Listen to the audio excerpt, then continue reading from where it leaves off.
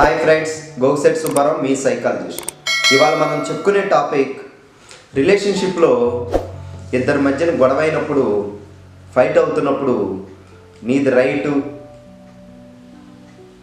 నాది రాంగు, లేకపోతే నాది రైటు నీది రాంగ్ అని ఒకరికొకళ్ళు అనుకోవటం వల్ల ఆ గొడవ ఇంకా పెరుగుతుందే తప్ప ఆ రిలేషన్షిప్లో ఇంకా ప్రాబ్లమ్స్ క్రియేట్ అయితే తప్ప మీరు దాంట్లో ఉన్న ప్రేమని గెలుచుకోలేరు, ప్రేమని తగ్గించుకునే అవకాశం ఎక్కువగా ఉంటుంది, ప్రేమ కనపడకుండా పోతుంది అనమాట.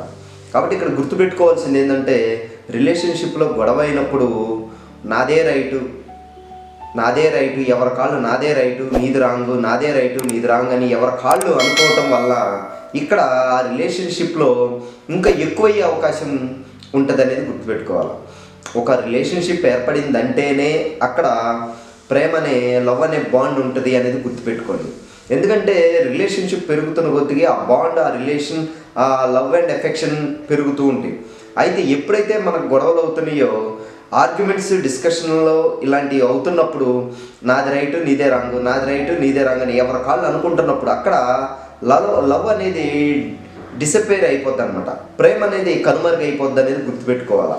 కాబట్టి ఇక్కడ మీరు గుర్తుపెట్టుకోవాల్సింది ఏంటంటే, ఎవరి కాళ్ళు నాది రైటు నీది రాంగ్ అని ఈ ఎవరి కాళ్ళు అనుకోవటం వల్ల అక్కడ అసలు ఎక్కడ ప్రాబ్లం వచ్చింది, ఎక్కడ బాధపడ్డారు, ఒకళ్ళ వల్ల ఇంకొకళ్ళు ఎక్కడ బాధపడ్డారు, దేనివల్ల బాధపడ్డారు, ఎందుకు హర్ట్ అయ్యారు, ఎందుకు ప్రాబ్లం ఫేస్ చేస్తున్నారు అనే దాని గురించి అడ్రస్ చేస్తే అప్పుడు ఆటోమేటిక్గా అక్కడ ప్రాబ్లం సాల్వ్ అవ్వటం అనేది జరుగుతూ ఉంటుంది. ఆటోమేటిక్గా మళ్ళీ ఆ ప్రేమ పెరుగుతూ ఉంటుంది అనేది గుర్తుపెట్టుకోవాలి. ఎప్పుడైతే ఒకరికొకళ్ళు నాదే రైటు నీది రాంగు, నాదే రైటు నీది రాంగు అని ఎప్పుడైతే ఈ ఆర్గ్యుమెంట్స్, ఈ డిస్కషన్లు పెట్టుకుంటారో అక్కడ ప్రేమ అనేది డిసప్పేర్ అయిపోద్ది అనమాట. ప్రేమ కనపడకుండా పోతుంది, లవ్ హిడెన్ అయిపోద్ది అనమాట.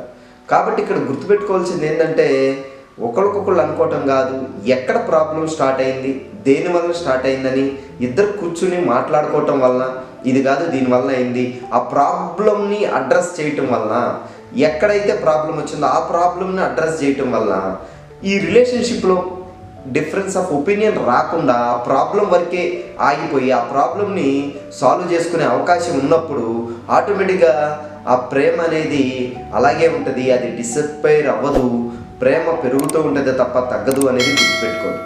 లేదు ఈగోతో పోయి నాదే రైటు నీది రాంగ్ అని ఎవరి కాళ్ళు అనుకుంటూ పోతే ఆ రిలేషన్షిప్ అనేది బ్రేక్ అయిపోతుంది. ఆ రిలేషన్షిప్లో ప్రాబ్లంలు పెరుగుతూ ఉంటాయి. ఆ రిలేషన్షిప్ కంటిన్యూ అవటం అనేది కష్టంగా మారిద్ది అనేది గుర్తుపెట్టుకోండి.